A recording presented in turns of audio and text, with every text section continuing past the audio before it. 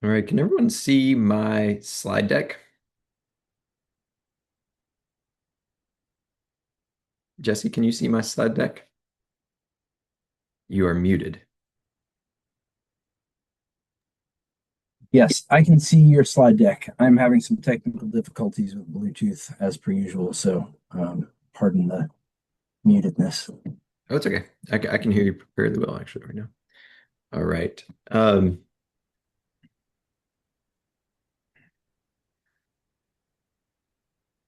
Thanks everyone for being here for another West Virginia Outdoor Economy webinar series. Really appreciate your time in joining us today.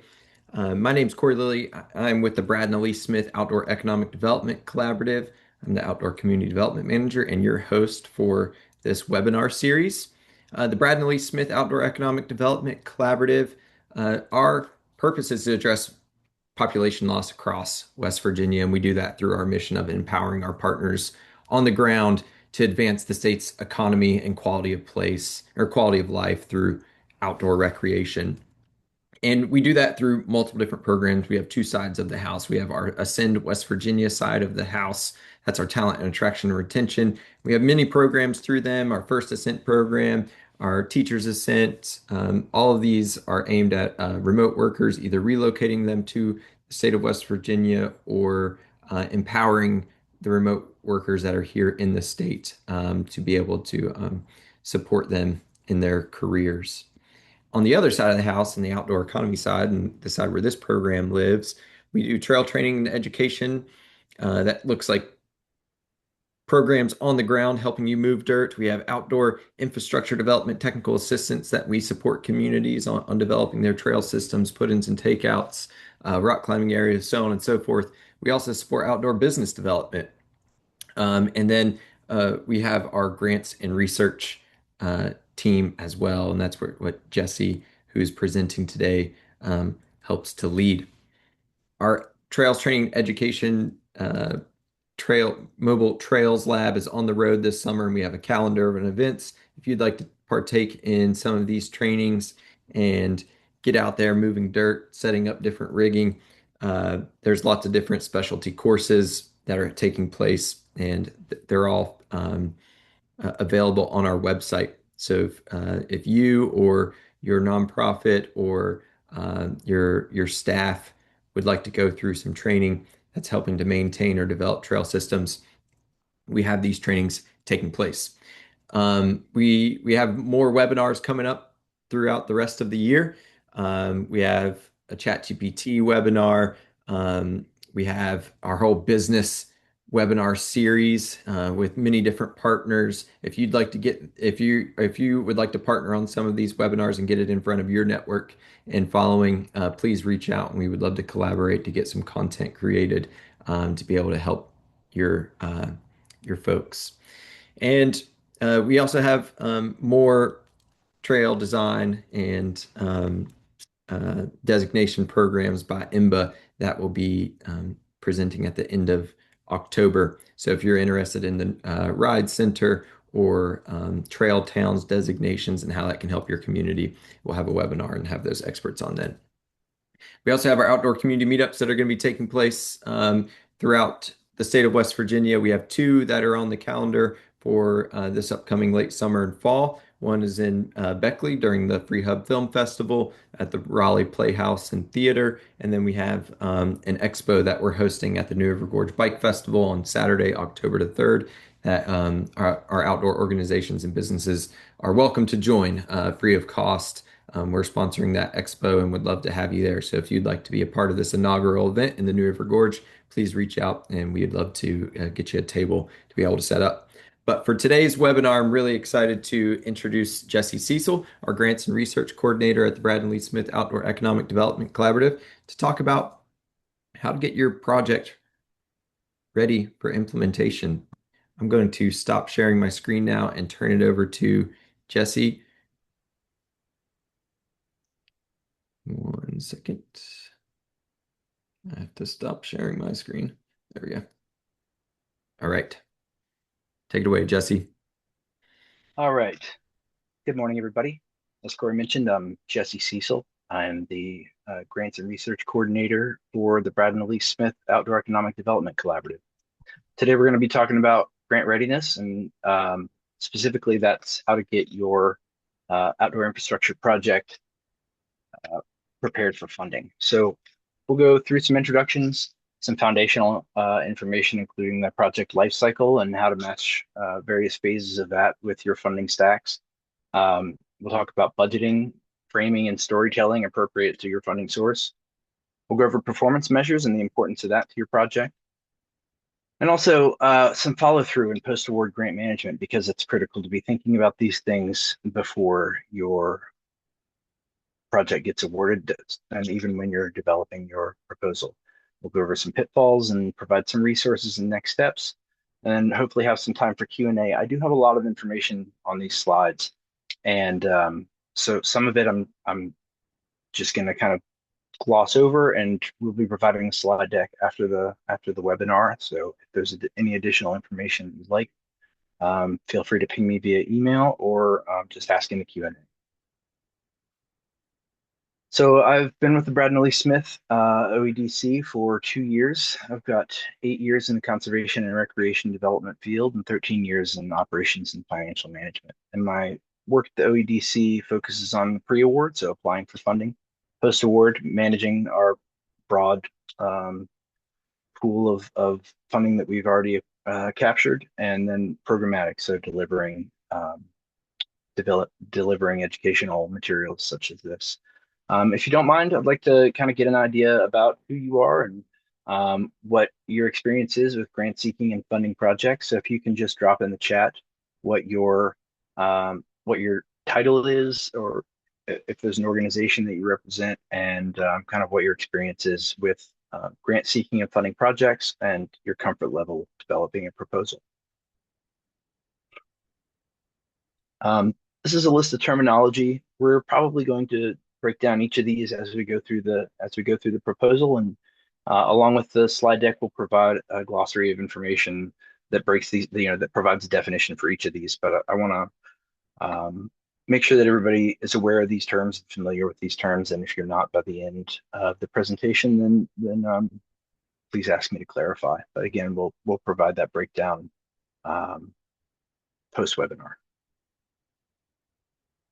One of the most critical foundations for success, and there are a number of reasons for this, and I'm not going to go into all of them, is to build a broad coalition of stakeholders, strategic partners, and community support for your project before you ever seek funding. For the purposes of this, probably the most important aspect is that having that broad coalition can create access to additional funding sources. So there might be funding sources that are available to your municipal partners, your land managers, CVBs, nonprofits. They all have access to different funding sources, and so it's important to have folks on your team that can make you aware of these different funding streams. The project development lifecycle spans from the very beginning of kind of visualization and team building. You go into your feasibility study, where you determine if this project is viable, feasible, if it's doable and something you want to pursue. A conceptual plan, where you kind of visualize everything and create marketing collateral for your project, and continuing to seek funding for additional phases in the project. Master plan, contracting, design, development, construction documents, and post-build activities. And in between each of these phases, you may be seeking funding. It's very rare to capture enough funding in an initial ask to fund this whole process. So you might find funding for a feasibility study and then leverage that for conceptual or master plan, and then leverage those materials and outputs for implementation funding, which is usually a much bigger ask. And if you want the big money, you need to have a plan. So this is kind of planning documents for various phases are prerequisites for construction funding from most major grantors. It really demonstrates the seriousness, feasibility, and community buy-in for your project. It also generates the data, narratives, and cost opinions or estimates that you're going to need for future applications. And without all of those things, you really shouldn't waste your time applying for implementation funding. So in the planning process, there are various different types of plans that might be generated. We kind of touched on those in the previous slide. Feasibility study, concept plan. This is kind of a napkin sketch that's elevated to a professional visual used as marketing collateral. It's used for coalition building and initial fundraising. Your master plans or your comprehensive plans, that's a full strategic document with phases, costs, and community input plus an implementation roadmap. Additional plans that you might have, depending on your project. If it's water trail project, you might have a watershed improvement plan that you can leverage that has a lot of guidance in that for things like recreation or stream bank improvement, economic impact studies or market analyses, or ADA transition plans. Each of those can unlock additional funding. So it's important that all of these things happen in a stepwise process. We mentioned in the glossary of terms, cost opinions versus cost estimates. So cost opinions these are order of magnitude numbers. This is typically 3 zeros. They're broad, round estimates, and they're used for ballparking and getting an idea of what realm of funding your project is going to be playing in. Another output that you might get from these planning documents would be phasing recommendations or priority sequences. Environmental or permitting considerations are important to have identified early as well. Another thing to demonstrate need or community buy-in would be survey results or engagement documentation. On the more analytical side would be maps, GIS data, and renderings can really help people visualize your project. All of these outputs can be distilled and combined to create recommended next steps and determine your funding strategy. Really want to be careful about which funders we match with which project phases. So some large funders like Appalachian Regional Commission have planning grants, but they're pretty burdensome. In the initial phases of construction, your conceptual, your master planning, feasibility studies, looking to your community foundations, like your community foundation or Beckley Area Foundation, family foundations like Schoenbaum, Oakland, Peyton. There are an immense number of these throughout the state. Corporate foundations like Hope Gas, Dominion, or EQT are also great funders to go to for this initial like sub $30,000 range phase of the project. Don't overlook your local governments. In recent years, lots of local governments have had ARPA funds left over from stimulus in the past years, and there might be funding that's sitting there waiting for a project just like yours. So having those contacts with your local government partners is really important. A key benefit to this phase of your funding strategy is that these are relationship-based funders. They're approachable organizations. There's a human contact. You can sit down and have a meeting with them. There's often less compliance or reporting requirements. And in the case of donor-designated funds at community foundations, where a donor may give $50,000 and they say, I want this $50,000 to go to this specific type of project. There may be funding just sitting there waiting for a project just like yours. And so building that relationship and getting that communication open is really important. The next phase is we move into, so after you get that conceptual plan, you're going to be leveraging that and looking to develop design and construction documents. And this moves you from what to how, from the plan to buildable drawings. And it's, although it's maybe common in other infrastructure or construction realms, design and build as a combined procurement process is generally not the model in trails and outdoor infrastructure. Although design costs can be included in the implementation funding requests, having one firm do both is generally frowned upon. So what the design produces would be engineering drawings and specifications, detailed cost estimates with unit prices, not just cost opinions. So this goes from 3 zeros down to a much more detailed and specific number that you can use to build an implementation budget.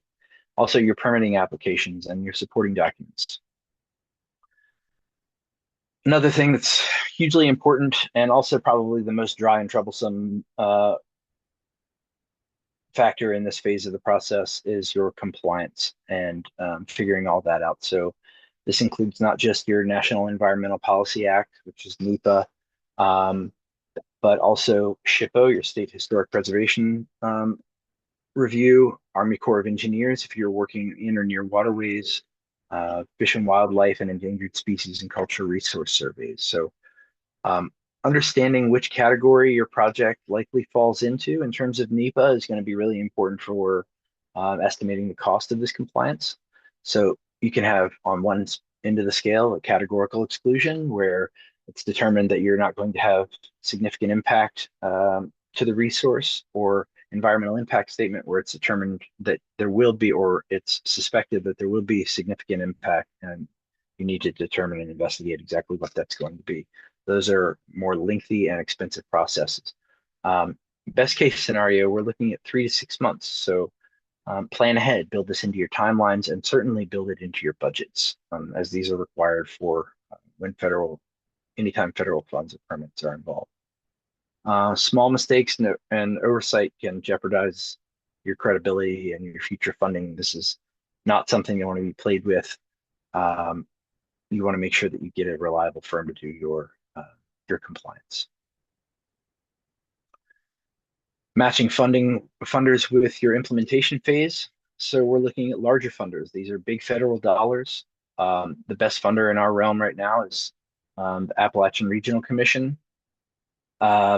They're largely focused on economic development. There are some relatively burdensome proposal requirements, and there's a 20 to 30% match. Some of that can be in kind, although cash is definitely preferred. Congressionally directed spending or earmarks are also a possibility. There's a long timeline on those. It takes a while between application for the budget, before the budget even gets in front of Congress, and then even longer before the funding is released. If you are a government entity or you have a government entity in your coalition, then the Land and Water Conservation Fund, the statewide fund, can be activated. They have a lot of money. Last I checked over there, they had around $6 million. The reason being, there's a 50% match requirement. It's a 1-to-1 requirement, and you can't match federal to federal. And so it's often difficult to unlock this funding. If you're in a situation where that is available to you, it's definitely something to investigate. If you're a government entity, if you have the match from a non-federal source, say you have levy funds, stateside or municipal funding, then you can go to LWCF and essentially double your money, or potentially. If you're interested in finding out more about that, I can connect you with Phil Avis, who's a great person to discuss the possibilities over there. Everybody should be familiar at this point with the Department of Highways Recreational Trails Program. That's a 20% match. There are somewhat stringent planning requirements. However, most of the compliance is done by Department of Highways. It takes a little longer, but you save yourself on the compliance cost. And then occasionally large foundations will also fund implementation, depending on the size of the project and the scope.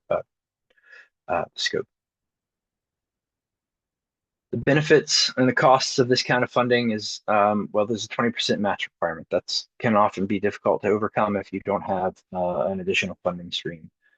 Matching federal to federal can be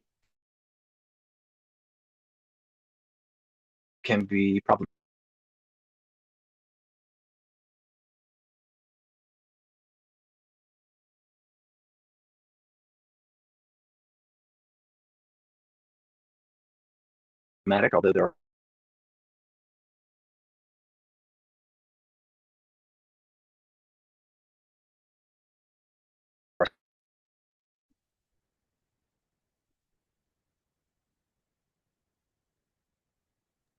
Are other folks on the call seeing Jesse, you seem to be having internet challenges. exceptions for ARC funding.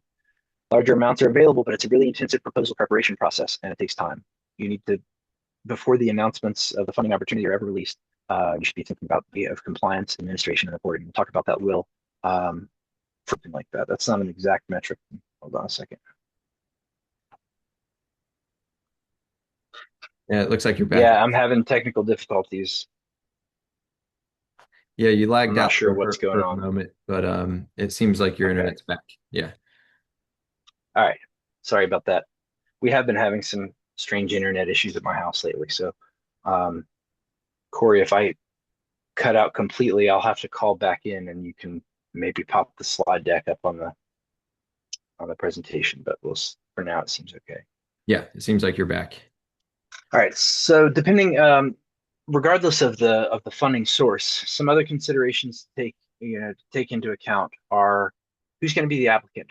If you have a broad coalition of partners, figuring out who actually applies for the award is not as straightforward as it seems. So different funding sources may have different types of partners may have eligibility for different funding sources. So if you have municipality, county commission, nonprofits, state agency partners, then you'll have more availability to go for diverse funding opportunities than if you're locked in just as a nonprofit. It's also really important to consider uh, your grant management capacity. Most of the small nonprofits that I know don't have the administrative or accounting capacity in-house to take care of the administrative and compliance burden of a large federal grant. And so taking that into account, candidly assessing what your capability is, and then either leveraging partnerships like one of your local planning and development commissions, or building in funding in your budget to hire on additional help is really important, and probably before you decide who is going to apply for funding. It's important to have a strategy for your funding. So we talked about everything being stepwise. You leverage the outputs from one funding source, or from the outputs from one award and planning phase to the next. There also might be several funding opportunities that come up that you can apply for. You don't want to wait 12 to 24 months in between applying for and hearing a response from a funder before you apply for the next. So hedge your bets. It's better to have too much money than not enough. You can always turn it down or redirect to a different project and modify your scope, but you don't want to miss a funding opportunity that you could have applied for. You do not want to double dip and fund the same project twice. That's not what I'm suggesting, but I am suggesting going for what you can and then modifying after the fact if you were lucky enough to be awarded both. You should really be aware of upcoming funding opportunities and make a calendar. If it's an Outlook calendar or what, block off months or weeks.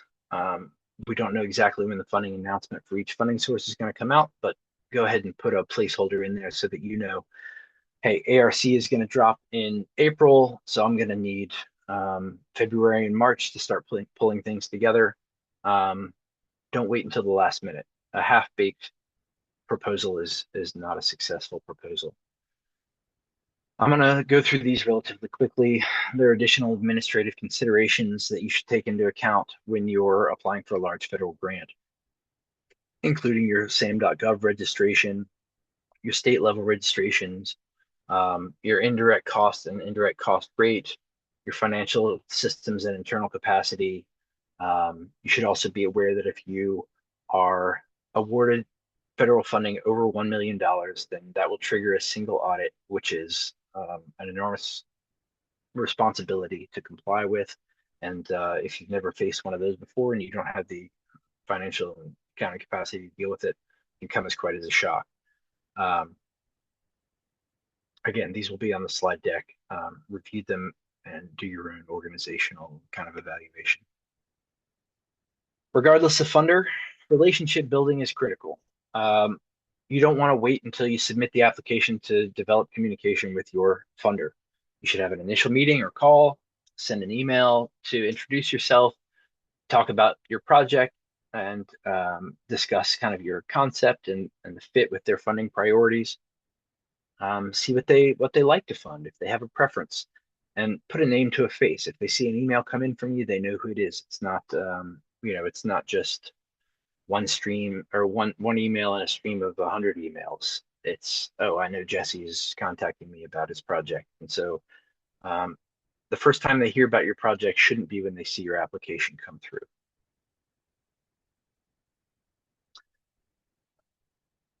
After determining a potential funder, or even before, budgeting is probably the most important consideration. I'm planning, obviously, leads up to this, but without a successful and dialed in budget, and that's based on a detailed plan and cost estimates from a subject matter expert, you are setting yourself up for failure, especially with a federal grant. So we talked about the difference between cost opinions and cost estimates. There's some ballparking rules of thumb that I think are kind of important to discuss. And if you email us, we can talk about this a little bit more. But your compliance, your NEPA, archaeological, stormwater permitting is going to be between 1 and 10%, could be even more of your total project cost. Your grant and fiscal management, depending on who you have to do that, if you engage a planning and development council, it can be 3%. If it's a private firm, it could be more. Your indirects, so indirect costs, as we haven't defined them yet. Indirect costs are organizational expenses not directly attributable to the project that you're seeking funding for. So this would be your power bill, your vehicle maintenance, your internet costs, health insurance for your staff. Those are all things that are required to implement the project, but not directly attributable to it. So you're allowed to charge up to 15% as a de minimis rate or more if you have a negotiated indirect rate with the federal government to cover those costs. So this is hugely important if you have a several $100,000 or $1 million plus federal grant, and you've engaged your staff to implement it. Covering your indirect costs is really important. That can amount to a significant amount of organizational funding.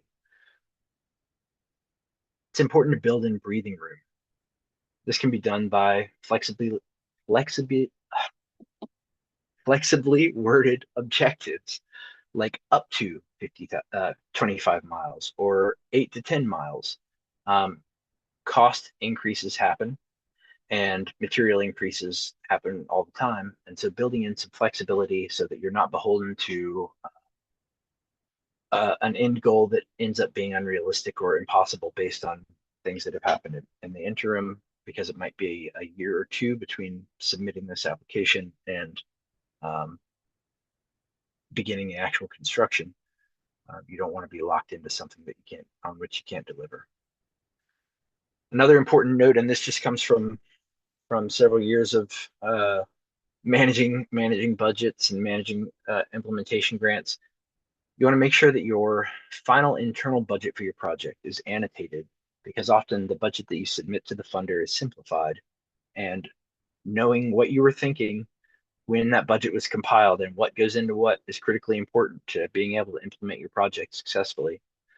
Trying to backwards engineer, reverse engineer a budget that has not been annotated can be highly problematic and a handicap in successful implementation.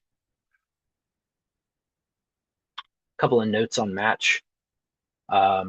Match is your buy-in on the project. If that's a new definition for y'all, that's your buy-in on the project. That's what you and your partners are contributing to the successful implementation of this project, and it can be cash or in kind. In kind meaning you are contributing services or work that are in service to the successful implementation of the project, but it's in the form of effort and not effort or hours and not cash. You should be aware that in general, there's no federal to federal match allowed. That isn't always the case. There are some exceptions, but that should be a rule of thumb that you keep in mind. It's important to have letters of commitment and tracking methodology for committed funds. Volunteer hours can be a good source of match if you don't have anything else as in-kind match, but you have to know how you're going to track it, how it will be valued, and it can be based on agency standards or market value. And you should wildly underestimate what you think you will produce, because you probably will not end up tracking as many volunteer hours as you thought that you would. So you're going to need timesheets, activity descriptions. There's a wealth of information online, and I'll be happy to pass them on via links if you shoot me an email about how to track this successfully. But if you get audited, it's a nightmare to recreate that documentation adequately if you if you haven't done it in the beginning. This is some information that I'm going to kind of gloss over. I'm going to provide it in the slide deck, but this is just kind of some guidelines and about important funding criteria and requirements to review and match up with your project attributes during your process of identifying funders and determining project fit. But in short, alignment with funder priorities determines your framing. So you want to be very specific and detailed when you go through the notice of funding opportunity, or they're either called NOFOs or NOSAs. I can't remember what the NOSA stands for, or the S NOSA stands for. But you want to use the same terminology that they use. You want to draw direct lines with their funding priorities and why your project fulfills those priorities. Does your scope of work meet the requirements? Is there anything in your scope of work that they do not fund? Things that you might highlight are the economic benefit or community uplift provided by your project.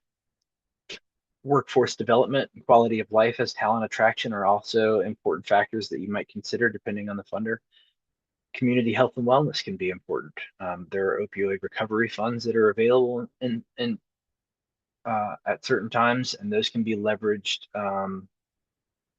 with creative funding strategies. So aligning with and invoking existing planning efforts from local, state, and regional or federal plans. So if there's a regional comprehensive plan produced by your PDC or your city, reviewing those and recognizing where your project aligns and drawing those connections in your narratives is very important. Any survey results or output from the planning should also be included in this kind of framing and storytelling, how you build your narrative, the story of your project. Having a persuasive and compelling story supported by data is probably the most essential highlight. Supported by data is probably the most essential to a successful proposal. Next up is performance measures. It's really important for funders how they can measure the success of their projects and how they can tout the impact. So when you're talking about the performance measures of a project, you're talking about outputs. That's what you produce, miles of trail, plans completed, people trained, attendees at an event, and outcomes. These are the resulting change or the impact, jobs created, businesses started, health metrics improved, visitor spending increase. You want to be building those measures into your application, be thinking about those things early on. Many funders like ARC will have funder-defined measures that exist in a document. You can review them, pick them out, and speak directly to those in your application. Very important, because these performance measures and how you deliver on them determines the success of your project or not. And the success of your project as determined by performance measures increases the likelihood of whether or not you'll be funded again. In order to accomplish those in order to achieve those performance measures, having a rubric of how you're going to collect that data and track those performance measures, that methodology is vastly important, and you should have it written down and a place that you can reference it, because you might come up with these numbers on a whiteboard during the proposal development process, and then lo and behold, a year and a half later, you get awarded. And then you're trying to figure out how it was that you came up on these performance measure totals. And if you don't know how you came up with them, how can you ever deliver on them? So make lots of annotations, save everything, write it down so that it's repeatable and it's referenceable. And you also want to assign responsibility for who collects it, who reports it, what the schedule is, and where it goes. Make sure it's all defined. It doesn't have to all be submitted. In some cases it does, but you need to make sure that you know where it is, you know how to find it, and you know how to execute. Should you be awarded, there's an immense administrative burden for large federal grants and the compliance with those. The work starts when you get the award. So in addition to the basics of reporting requirements, like interim progress reports, final reports, closeout narratives, and the performance measures we already discussed. There's also financial management documentation. So that includes drawdown requests, expenditure reports. In order to successfully deliver on those, you need to maintain separate accounting codes or fund structures for each grant. You want to keep all of your receipts, invoices, timesheets, procurement files, RFPs and RFQs, all the records of quotes. Prepare for your single audit if applicable. If you get over $1 million in federal funding a year, you will trigger a single audit. So you need to be prepared for that and have the documentation stood up to be able to stand up against it. You also have to retain your records for 3 to 7 years post closeout, depending on the funder. The tiger in the room is 2 CFR 200. This is an immense volume of regulatory and compliance guidelines that exist in the federal government and apply to all federal funding. There's a saying, kick a tiger in the ass, you better be prepared to deal with its teeth. The teeth are 2 CFR 200. And you will spend a lot of time digging through the database online of all of the different chapters of 2 CFR 200. It's not exciting, but it's absolutely essential. The core of it is that expenses must be allowable, allocable, and reasonable. Non-compliance with 2 CFR 200 results in no reimbursement. So if you're working on a reimbursement grant and you put out $1 million, if you have not followed your compliance requirements for 2 CFR 200, you're not getting that $1 million back. One of the essential components is your procurement guidelines. So it's important to consider how much you are going to be, how much each of the contracts that you might be procuring is going to cost. So if it's $15,000 or under, that qualifies as an informal micro purchase. All you have to do for this is consider the price reasonable based on research, experience, or purchase history, and then document that conclusion. The next step up is $15,000 to $350,000. This is informal simplified. It requires obtaining rate quotations from an adequate number of qualified sources. I would recommend 3 at least, depending on availability of qualified service providers. Above 350,000, this is for large implementation type projects or contracts. You're in formal procurement, the realm of formal procurement. This is the methods are competitive. They require public notice, and you can have sealed bids with a firm fixed price based on publicly solicited bids or competitive proposals used when sealed bids are appropriate.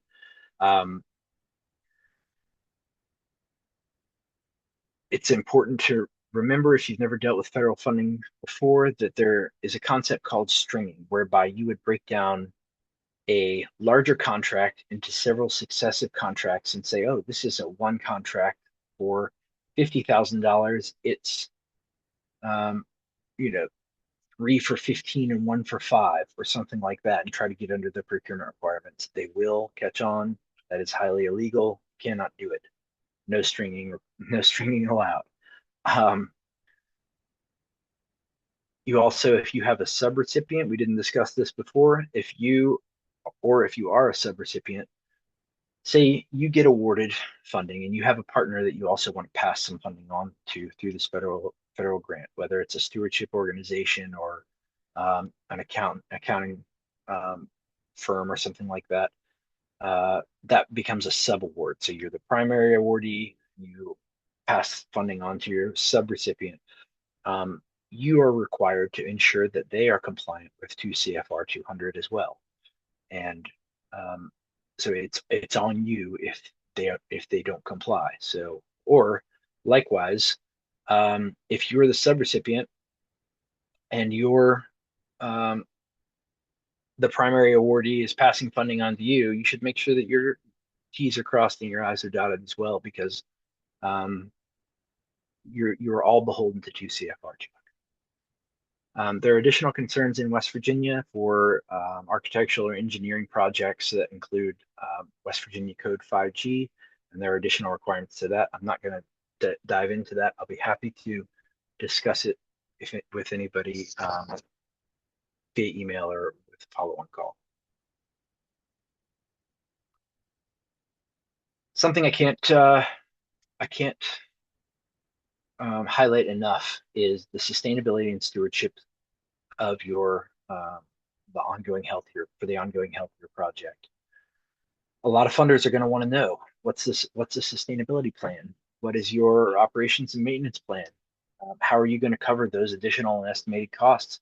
Can be up to 10% a year, depending on if we're talking about a soft surface trail, and the exposure of it or the type of trail. It can be considerably expensive. When I say 10% a year, I mean 10% of the initial construction costs.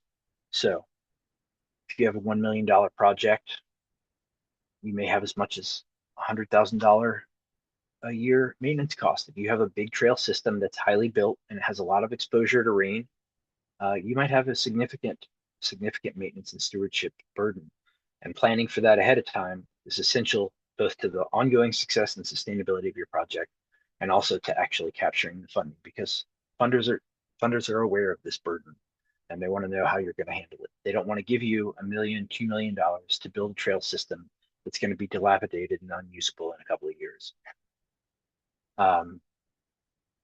Ways that you might address this would be dedicated local funding. So there might be hotel or motel taxes, levies. There might be an endowment or reserve fund established. You could have ongoing grant-funded maintenance programs, although that's difficult sell. They're not going to want to fund ongoing maintenance programs. They might fund startup programs so that you can get funding model in place. You might also consider user fees or memberships if you're a trail organization, or putting on events, races, concessions, things like that to raise funding. Either way, you need to plan for it. You need to think about it. The work doesn't end when the project is complete. Before enlightenment, chop wood, carry water. After enlightenment, chop wood, carry more water. The work continues, it's just different. So be planning for that ahead of time. Some common pitfalls in the application stage: applying for the wrong type of funding for your project, submitting without building relationships with program officers. You have a misaligned narrative, so your project doesn't match with the funder that you're looking for, unrealistic timelines or budgets. There's hardly anything worse than being awarded $2 million and figuring out that you didn't consider the costs sufficiently, and now you don't have enough funding to successfully implement your project, or missing a deadline. Super bummer. And on the subject of missing a deadline, a lot of these big federal grants go through portals, and portals are notoriously difficult on the last day. They're also notoriously slow and error-ridden, so don't wait till the last day to submit your proposal. I speak from experience. It's a mistake you'll only make once. For the post-award stage, procurement violations, this is the most common audit finding. You definitely don't want to have this. If they retract funding, you definitely won't be getting more funding. Failing to track or document your match. So it's one thing to say we're going to contribute this much in-kind match, but if you don't track it, it doesn't exist. If the tree falls in the woods and you don't document it, it didn't exist. Late or incomplete reporting, scope creep without prior approval. So you said you were going to fund one thing that becomes not fundable or not applicable anymore, and you just switch and fund something else. That's a no-no. Within 10%, sometimes that's allowable. It's always a good idea, if you need to change the allocation of your funding to a different activity or deliverable, that you reach out to your funder ahead of time. Just get the all clear on that. And we mentioned this before: under budgeting for project management and administrative costs. Small mistakes can jeopardize your credibility and your future funding. For additional resources, as always, Smith OEDC is available for technical assistance, for grant support and advisory services.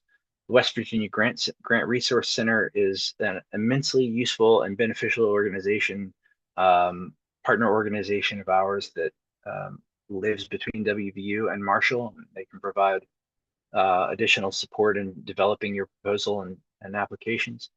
Um, the ARC Regional Appalachian Regional Coalition website or Commission website, your regional planning and development councils, or the West Virginia Community Development Hub.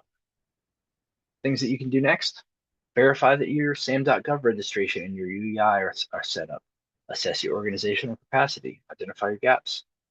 Identify your current project phase and start aligning that with potential funding sources. Start building or strengthening your coalitions, your partner relationships. Start talking to people about your project, getting people excited. And reach out to us if you have any questions or you're trying to figure out where to go next.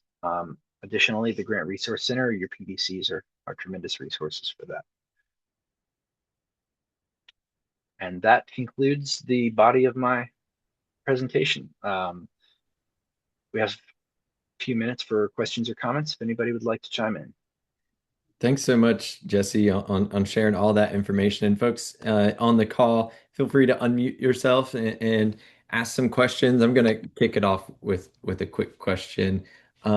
Something that I've seen when vetting trail projects specifically is in the planning and design phase, like looking to see, is the project actually feasible, and did the numbers in that project plan set come out to be something that it is legitimate. And you have to really rely on the expertise of whoever put that plan set together. And I've seen a lot of projects even go and get awarded, but then they in their metrics put a lengthy trail mileage, but they only put say $100,000 in it, and they can't actually execute the metrics that they put in that. So they find themselves in this predicament where they got awarded funds, but they can't actually meet the metrics because they didn't have that design and planning phase done appropriately by a subject matter expertise. And in West Virginia, it's really challenging because we only have a few firms that are subject matter expertise on this real nuanced kind of trail development space. It's unlike like a cookie cutter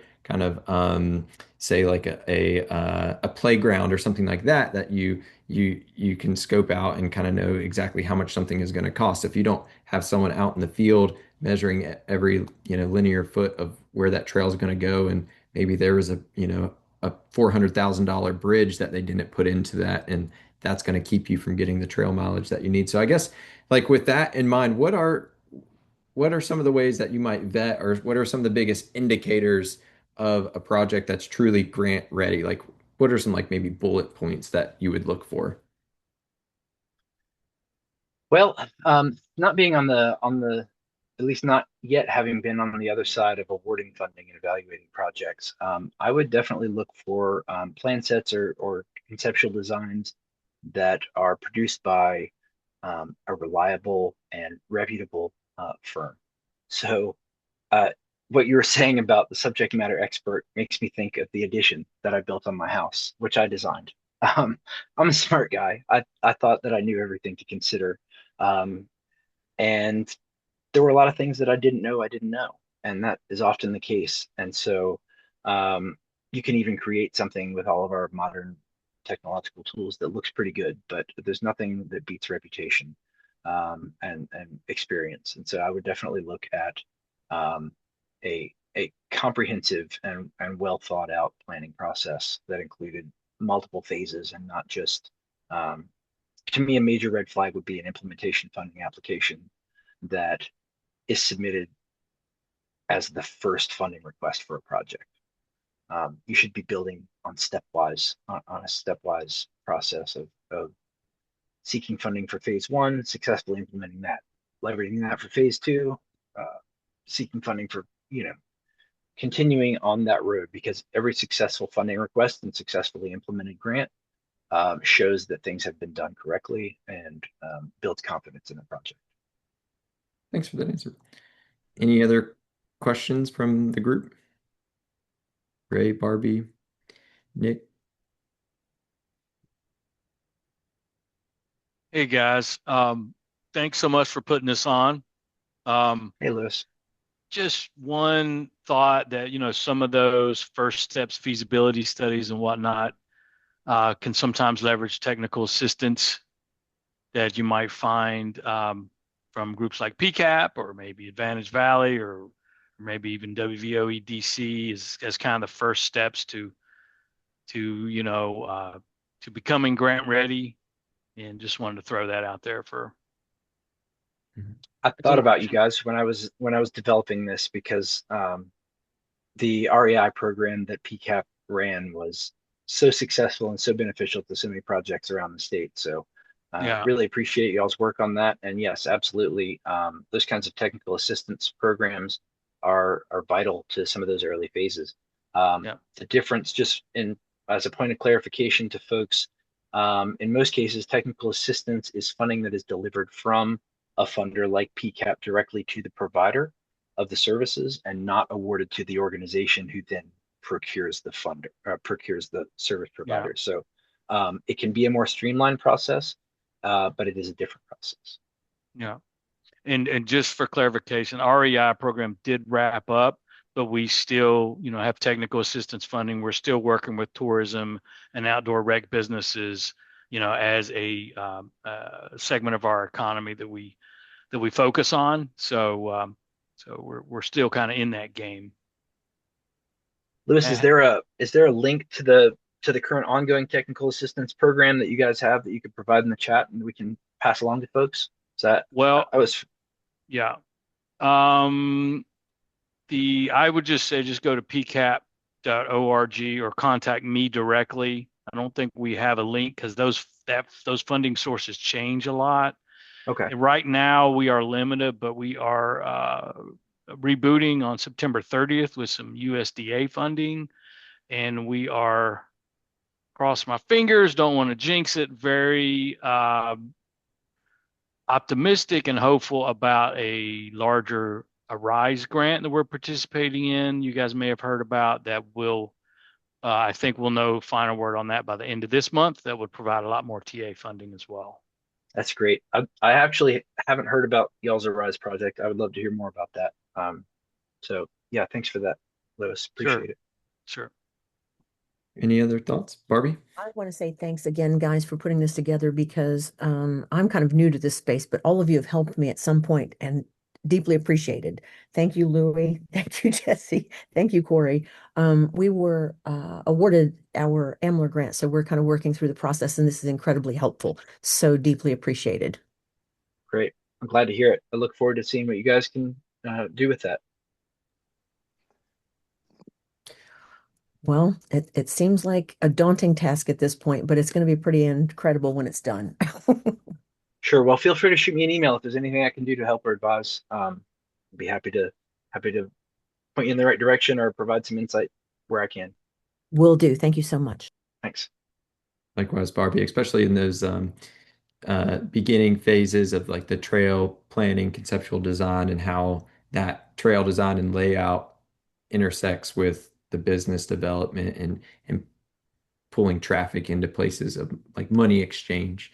That type of design is something that um, we work a lot with and can help support. I Nick? just wanted I just wanted to echo Barbie a bit and just thank you both for the time today and for the opportunity to learn a little bit more about how other groups go about the grant preparation. And I think the grants that I've been working on with NRAC are a bit simpler than some of the grants you all were talking about here. And seeing and learning about a larger scope project is honestly awesome and inspirational for some of the goals that we have. So thank you both for the time and look forward to chatting with you both some more as questions roll out on the backside. Great, Nick. Glad to hear it. Happy to provide whatever we can in terms of support. Appreciate it very much. Yeah, that's a good point, Thank you. Nick. A lot of what we were talking about today was like larger federal grants. It's takes like kind of an ecosystem of partners to like implement different parts of it and take on different roles and then how to collaborate and those kind of like operations and systems that get developed out. But there is a lot of smaller scale like outdoor rec projects that can be implemented, under 100,000 where the funding is much more flexible with how it gets implemented. So thanks for bringing that up. And by the way, Great. Corey, one quick heads up, we now have 25 miles of trail done. Nice. Easy. Love to hear it. Excellent. Well, everyone, really appreciate your time today, and thank you for joining in on this webinar. And we look forward to having you on future webinars and future workshops throughout the year. And good luck with all of your projects. And please don't hesitate to reach out. Jesse, thanks so much for sharing all your insight and wisdom. Thanks Appreciate all. it. Appreciate it. See you out there. Thank you, guys.